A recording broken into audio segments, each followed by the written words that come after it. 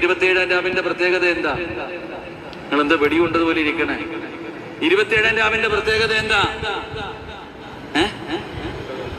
ലൈലത്തുൽ ഖദർ അന്ന് ആര് പറഞ്ഞു?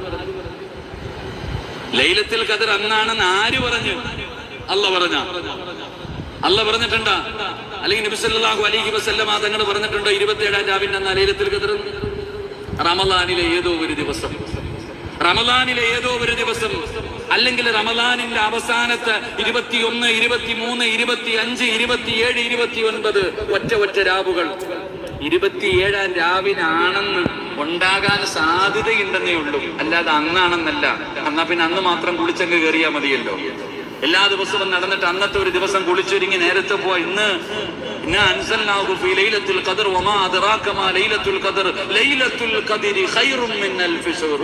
അന്ന് മാത്രം അള്ളാഹ്ക്ക് നമ്മളൊക്കെ വിറ്റ കാശ് അള്ളാഹടുത്തുണ്ട്. അള്ളാഹു ഈമാൻ നൽകുമാറാകട്ടെ. 27-ാം രാവിന്റെ അന്ന് കുളിച്ചു കയറിയ കിട്ടും അന്നൊരു പ്രത്യേക തൗബ. അന്ന് കുളിച്ചൊരുങ്ങി എല്ലാ ദിവസവും ചെയ്യണം ചങ്ങാതി. എന്തിപ്പോ 27-ാം രാവിന്റെ പ്രത്യേകത എന്താ?